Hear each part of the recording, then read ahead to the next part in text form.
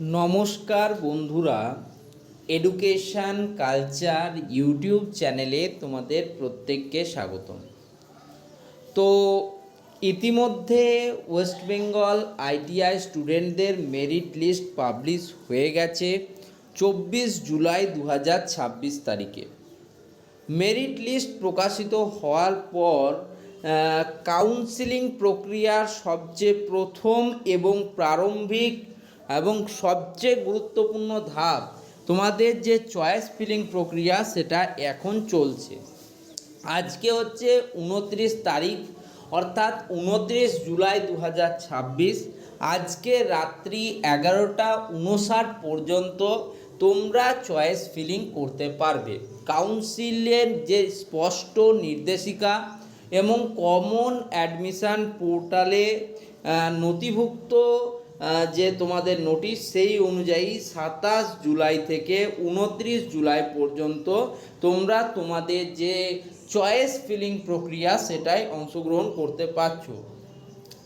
এখন অনেক স্টুডেন্টের একটা প্রশ্ন যে দাদা, এই যে চয়েস ফিলিং প্রক্রিয়ায় আমি আজ অর্থাৎ 29 জুলাই 2026 পর্যন্ত অংশগ্রহণ করলাম, তো এই যে চয়েস ফিলিং প্রক্রিয়ার পরবর্তী ধাপ, যেটাকে আমরা সিট অ্যালটমেন্ট বা সিট অ্যালটমেন্ট রেজাল্ট বলে বলছি, বা আরও স্পেসিফিক্যালিভাবে আপনি মেনশন করেছেন first phase seat allotment result. তো সেই দাদা, ফার্স্ট ফেজ সিট অ্যালটমেন্ট রেজাল্টটা কবে আসবে? এটা নিয়ে দেখো, আমি একটা পারফেক্ট টাইমলাইন বা ভিডিও বানিয়েছি আমার ইউটিউব চ্যানেলে। তারপরেও যদি তোমাদের এই বিষয়টা নিয়ে প্রশ্ন থাকে, আমি তাতেও তোমাদের ডাউট ক্লিয়ার করে দেব।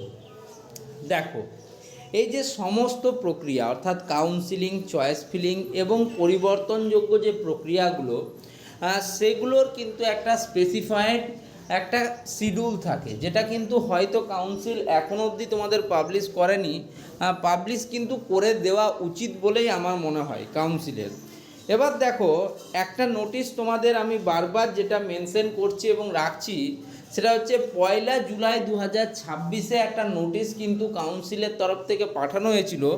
যদিও এটা জেক্সপো এবং ভোকলে স্টুডেন্টস বা যারা ডিপ্লোমা বা পলিটেকনিকের ফার্স্ট অ্যান্ড সেকেন্ড ইয়ারে অ্যাডমিশান নেবে তাদের জন্য নোটিশটা ছিল, তবু এই নোটিশটা থেকে কিছু জিনিস কিন্তু স্পষ্ট হয়ে যায়। কি স্পষ্ট হয়ে যায়? দেখো, তোমাদের এখানে যদি তুমি একটু ডেডলাইনটা যদি বাদও দিই, দেখতে পাচ্ছ first round for counselling or admission starting of online choice filling with counselling fee payment option for polytechnic. এটার জন্য কিন্তু তোমাদের 4 দিন সময় দেওয়ার কথা, সেখানে 2 দিন দেওয়া হয়েছে।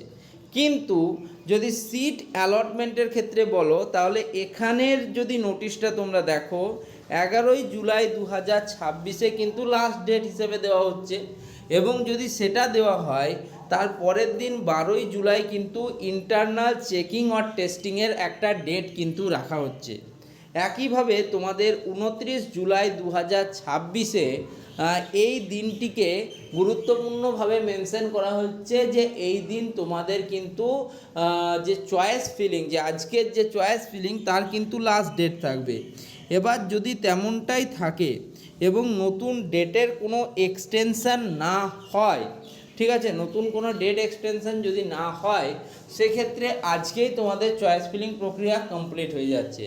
তারপরে 1 দিন বা 2 দিন, অর্থাৎ 30 তারিখ এবং 31 তারিখ, এই 2 দিন সময় কিন্তু কাউন্সিল নিতে পারে ইন্টারনাল চেকিং বা টেস্টিংয়ের জন্য। যদি 1 দিন নেয় তাহলে 30 জুলাই 2026, যদি 2 দিন নেয় তাহলে 30 এবং 31 জুলাই 2026, এই 2 দিন কিন্তু তারা সময় নেবে।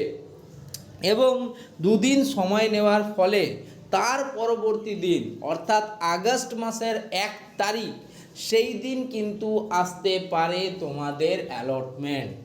আবার এখানে আরও 1-2টো প্রশ্ন জেনারেট করে যাচ্ছে যে দাদা, যদি আজকে হচ্ছে বুধবার 29 জুলাই, ঠিক আছে, কালকে বৃহস্পতিবার 30 জুলাই, তার পরের দিন শুক্রবার 31 জুলাই, তার পরের দিন যদি দাদা অ্যালটমেন্ট বেরোয়, ঠিক আছে, তাহলে সেটা কিন্তু শনিবার হয়ে যাচ্ছে। ফলে কলেজের যে অ্যাডমিশনের যে ব্যাপারটা থাকছে সেটাতে কোথাও না কোথাও একটা কিন্তু সমস্যার জায়গা তৈরি হচ্ছে। ওই জন্যেই এই জিনিসটা খুব পুঙ্খানুপুঙ্খভাবে বিশ্লেষণ করলে দেখা যাচ্ছে যে তোমাদের একটা কিন্তু চান্স বা প্রবাবিলিটির যদি কথা বলো, সেটা হচ্ছে 31 জুলাই 2026-এ তোমাদের কিন্তু যে ফার্স্ট ফেজের সিট অ্যালটমেন্ট রেজাল্ট আসতে পারে। যদি না হয় 1 আগস্ট 2026-এ তোমাদের সিট অ্যালটমেন্ট রেজাল্ট আসতেই পারে, এবং তার থেকেও যদি ডিলে হয় সেক্ষেত্রে 3 তারিখের বেশি ডিলে হবে বলে আমার মনে হয় না। হয় 31 জুলাই 2026 ম্যাক্সিমাম প্রবাবিলিটি, বা 1 August 2026 second most maximum probability, অথবা হচ্ছে কিন্তু 3 আগস্ট 2026 মিনিমাম প্রবাবিলিটি। এটার কিন্তু ব্যাপার থাকছে। বোঝাতে পারলাম তোমাকে?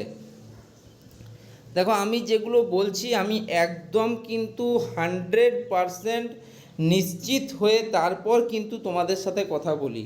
হঠাৎ করে কোনো একটা ভিডিও করে দিলাম কোনো রকম ভ্যারিফিকেশান ছাড়া, এরকম কিন্তু আমার চ্যানেলে অন্তত তুমি পাবে না, ঠিক আছে? আর আইটিআই স্টুডেন্টদের প্রচুর ডাউট রয়েছে। একইভাবে আমি যখন আইটিআই বা আমি যখন পলিটেকনিক ডিপ্লোমা ইঞ্জিনিয়ারিং করছিলাম তখন আমারও অনেকগুলো ডাউট তৈরি হয়েছিল, এবং এই ডাউটগুলো কিভাবে ক্লিয়ার হবে বলো তো?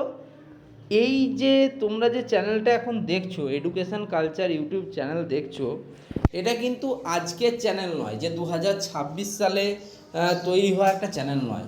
2023 সাল থেকে কিন্তু আমি স্টুডেন্টদের মানে ভিডিওর থ্রুতে প্রোভাইড করছি, এবং 2020-21 সাল যখন আমি পড়াশুনো শুরু করেছিলাম তখন আমি বন্ধুদের সহযোগিতা করতাম এবং করে এসেছি।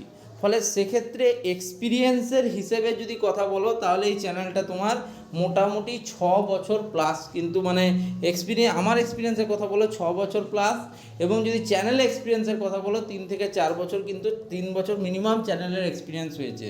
ফলে তোমরা কিচ্ছু করতে হবে না। তোমরা আইটিআই স্টুডেন্টরাদের যেরকম কাউন্সিলিং হয়, পলিটেকনিকেরও কাউন্সিলিং প্রায় একরকম। তো তোমরা সেক্ষেত্রে আমার সেই প্রিভিয়াস ভিডিওগুলো আছে সেগুলো দেখো।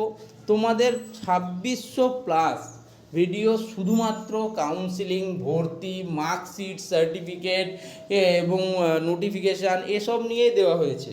তাই অযথা কোনো টেনশন করবে না, একটাই জায়গা ফলো করবে, একটাই চ্যানেল ফলো করো, তাহলেই কিন্তু হবে, ঠিক আছে? তো তোমরা যারা সাবস্ক্রাইব করোনি সাবস্ক্রাইব করে দিও চ্যানেলটা। ধন্যবাদ।